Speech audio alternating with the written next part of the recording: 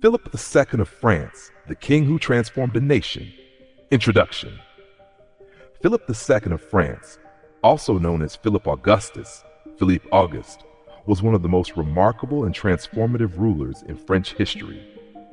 Reigning from 1180 to 1223, he was the first French monarch to officially use the title King of France, Rex Franciae, rather than King of the Franks, symbolizing the shift from a feudal realm to a more centralized kingdom. Philip II's reign was defined by military conquests, political brilliance, and administrative reforms that laid the foundation for France's future greatness. He expanded royal authority, weakened the English Angevin Empire, and turned France into a dominant power in medieval Europe. Let's dive into the fascinating life and achievements of this extraordinary king. 1. Early life and rise to power. Philip was born on August 21, 1165, in Gonesse, France, as the son of King Louis II and his third wife, Adele of Champagne. Unlike his father, who was deeply religious and spent much of his reign in monastic contemplation, Philip was raised to be a warrior and a ruler. In 1179, while still a teenager, he was crowned as co-king alongside his father, marking the first time in French history that a living monarch shared his rule with his heir. When Louis II died in 1180, Philip became the sole ruler of France at just 15 years old. Despite his young age, Philip quickly proved himself to be an ambitious and capable king. His reign would be defined by three key objectives: expanding the power of the French crown, weakening the English-controlled territories in France, strengthening France's economy and administration. 9. 2. Conflict with the Angevin Empire, Philip versus the Lionheart. At the time of Philip's ascension, a large portion of France was controlled by the Angevin Empire, ruled by Henry II of England and his sons, Richard the Lionheart and John Lackland. The Angevins controlled Normandy, Anjou, Maine, Touraine, Aquitaine, and Gascony, making them more powerful than the French king himself. Philip saw them as his greatest obstacle and dedicated much of his reign to dismantling their power. Philip's early successes against Henry II. Philip was a master of diplomacy and psychological warfare. He skillfully exploited rivalries within the Angevin family, encouraging Henry II's sons, Richard and John, to rebel against their father. By playing them against each other, Philip weakened English control over their French territories. In 1189, after years of conflict, Henry II was finally forced into submission. He died shortly after, leaving Richard the Lionheart as King of England. The rivalry with Richard the Lionheart. Philip and Richard I of England were once allies, having fought together during the Third Crusade, 1189 to 1192. However, their friendship quickly soured when they returned to Europe. While Richard was an extraordinary warrior, Philip was a cunning strategist. While Richard was away on the crusade, Philip returned to France early, 1191, and began reclaiming English lands, taking advantage of Richard's absence. Richard, upon his return, launched a fierce counterattack and won back much of the lost territory. However, Philip's patience paid off. When Richard was killed in 1199, Philip turned his focus on Richard's weaker brother, King III.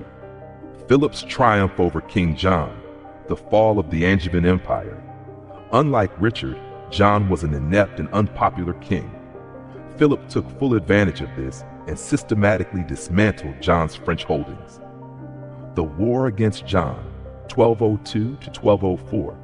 Philip declared John's lands forfeit due to his refusal to appear in the French court.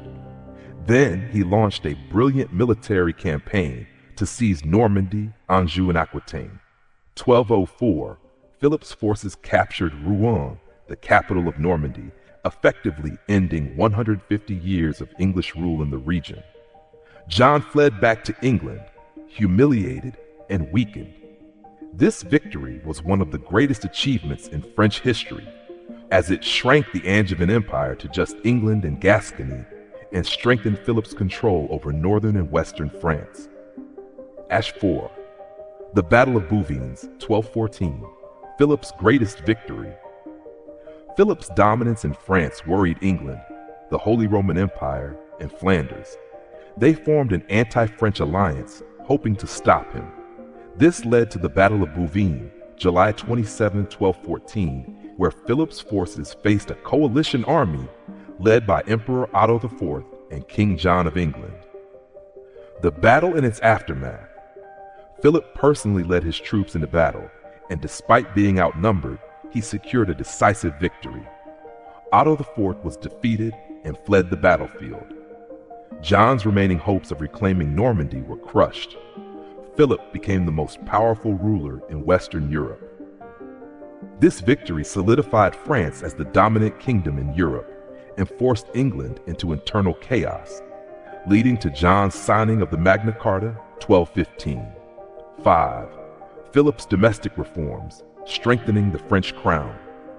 Philip wasn't just a warrior, he was also a great administrator. He made several key reforms that transformed France into a stronger, more centralized kingdom. Centralization of power. Philip reduced the influence of feudal lords and strengthened the royal government. He created bailli, royal officials who administered justice and collected taxes in the provinces, reducing the power of local nobles. 2. Economic growth and Paris as the capital. Philip expanded trade and improved infrastructure, building roads, bridges, and marketplaces. He fortified Paris and built Les Halles, a great market that helped Paris become a commercial hub. He reorganized the French currency, stabilizing the economy. 3. Patron of learning and architecture. Philip supported education and arts, helping establish the University of Paris as a leading center of learning. He began construction of the Louvre, which would later become one of the most iconic landmarks in France. 6. Death and legacy. Philip Augustus died on July 14, 1223, leaving behind a stronger, richer, and more centralized France. His achievements: expanded France's territory significantly, weakened English power in France, shaping future conflicts, including the 100 Years' War, strengthened the French monarchy and government, transformed Paris into a powerful cultural and economic center. Conclusion: was Philip a great king? Absolutely. Philip II was not only one of France's greatest medieval kings, but also one of the most important rulers in European history. He was a skilled diplomat, a brilliant strategist, and a visionary administrator. While kings like Richard the Lionheart are remembered for their battlefield heroics, Philip Augustus is remembered for building a kingdom that would last for centuries. His reign was a turning point in French history, paving the way for France's rise as a European superpower.